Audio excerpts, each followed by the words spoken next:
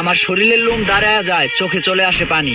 আত্মহত্যা মহাপাপ না হলে কত মানুষ দুনিয়া ছাইড়া দিত, কারণ বিচ্ছেদের যন্ত্রণা মৃত্যু যন্ত্রণা সমানই। আমি কোনো ভিডিওতে বলিনি, আমার পুরো ভিডিও দেখে যাবেন। আজ বলছি, কথাগুলো শুনে যাবেন। ইতিহাস সাক্ষী দেয়, সত্যিকারী ভালোবাসা কখনো পূর্ণতা পায় না। রজকিনী আর চণ্ডীদাস কি পূর্ণতা পেয়েছে? না, পায়নি। শিরি ফরহাদ লাইলি মজনু কি মিল হতে পেরেছে? না, হতে পারেনি। সত্যিকারের ভালোবাসা যদি পূর্ণতায় পেত, তাহলে ইতিহাসের পাতায় এত অপূর্ণতার গল্প থাকতো না।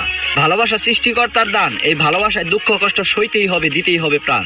এই প্রেম ভালোবাসার কারণে মানুষের জীবন হয়ে যায় নষ্ট। হাতে গোনা কয়েকজন পূর্ণতা পেলেও বাকি মানুষগুলা পায় কষ্ট। এই ছোট্ট জীবনে সবাই একবার করে প্রেমে পড়বে। কেউ সেই প্রেমে পূর্ণতা পাবে, কেউ অপূর্ণতা নিয়ে বেঁচে থাকবে, আর কেউ বিচ্ছেদের যন্ত্রণা সইতে না পেরে ফ্যানের সাথে জ্বলবে। প্রেমকে বুঝি এই কারণে হারাম করেছে, কারণ প্রেমে পড়লে মানুষ দুনিয়া ভুলা যায়। নিজের জীবনে চাইতে মানুষ প্রেমিক প্রেমিকাকে বেশি ভালোবাসে, বিচ্ছেদ হলে অর্ধেক বয়সে মরতে চায়। মন আছে সবার, মনের মানুষ সবাই পায় না। একজন তাকে সবটা দিয়ে ভালোবাসে, আরেকজন তাকে পায় না। ভালোবাসা আজকাল হয়ে গেছে পুতুল খেলার মতো। এখন শুধু প্রেম চলে যৌবন মেটানোর জন্য। বিয়ের আগেই সব শেষ হয়ে যায়, প্রেম খারাপ নামে হয় গণ্য।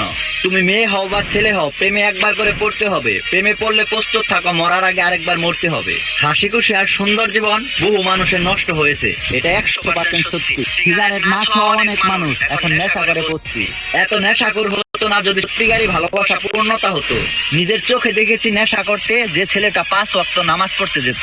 আল্লাহ পাক প্রেমকে বুঝি এই কারণে হারাম করেছে, কারণ বিচ্ছেদের যন্ত্রণা অনেক বেশি। রাস্তায় অনেক পাগল দেখা যায়, আগে প্রেমিক ছিল, আত্মহত্যা মহাপাপ বলে দিতে পারেনি ফাঁসি।